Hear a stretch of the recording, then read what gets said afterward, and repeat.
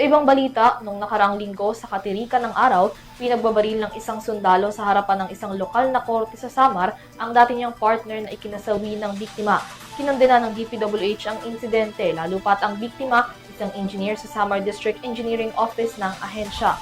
Bunsod nito, naglabas na ang DPWH at si dating Congressman Paul Daza ng 200,000 pesos na pabuya para sa suspect na nagtatago pa rin hanggang sa kasalukuyan. Narito ang balita.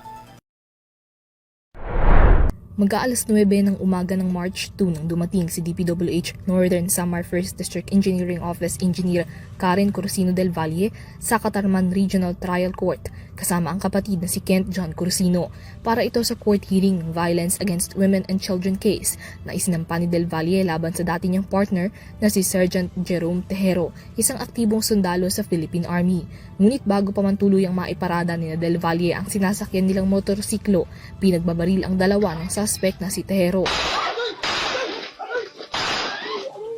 Dead on arrival si Del Valle na may tama sa ulo habang sugatan naman mula sa insidente ang kanyang kapatid. Lula ng motorsiklo, nakatakas umano ang suspect na kasalukuyan ng subject ng manhunt ng mga otoridad. Ngayong Lunes, March 9, personal na binisita ni DPWH Secretary Vince Dizon at dating mambabatas Paul Daza ang burol ni Del Valle sa Catarman Northern Samar upang ipaabot ang pakikiramay sa naiwan nitong pamilya. Kinondena ni Dizon ang karumal-dumal na krimen at nakikiisa sa pamilya ni Del Valle sa panawagan nila para sa mabilis na aksyon at hustisya. Nakikiisa rin sila sa mga panalangin para sa kanyang kapatid na kasalukuyan pang nagpapagaling sa ngayon.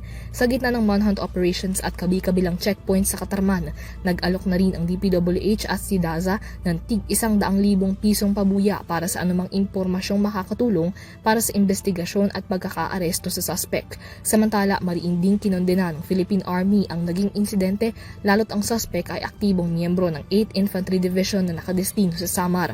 Ayon sa division, hindi kinukonsente ng Philippine Army ang mga ganitong kriminal na aktibidad at na ito ay paglabag sa sinumpaang tungkulin ng isang sundalo.